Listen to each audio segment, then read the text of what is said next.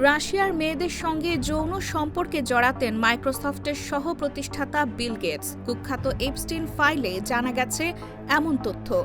সেই সময় তিনি একবার যৌন রোগে আক্রান্ত হয়ে পড়েছিলেন এবং ওষুধ জোগাড় করে দিতেন এপস্টেইন। যুক্তরাষ্ট্রের বিচার বিভাগের প্রকাশিত বহুল আলোচিত নথিতে বলা হয়েছিল, রুশ মেয়েদের সঙ্গে যৌন সম্পর্কে জড়ানোর পর যৌনবাহিত রোগ এসটিডিতে আক্রান্ত হয়ে গেটস নাকি সমস্যায় পড়েছিলেন।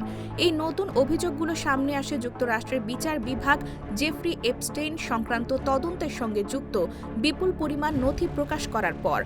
নথিগুলোর মধ্যে এমন একটি খসড়া বিবৃতি পাওয়া গেছে যা এপস্টেইন গেটসের দীর্ঘদিনের বিজ্ঞান বিষয়ক উপদেষ্টা বরিস নিকোলিচের নামে লেখার চেষ্টা করেছিলেন বলে ধারণা করা হচ্ছে। ওই খসড়ায় দাবি করা হয়, গেটসের হয়ে নানা কর্মকাণ্ডে তিনি জড়িত ছিলেন, যার মধ্যে ছিল কথিতভাবে রুশ মেয়েদের সঙ্গে যৌন সম্পর্কের পর সৃষ্ট সমস্যার মোকাবেলায় গেটসকে ওষুধ জোগাড় করে দেওয়া।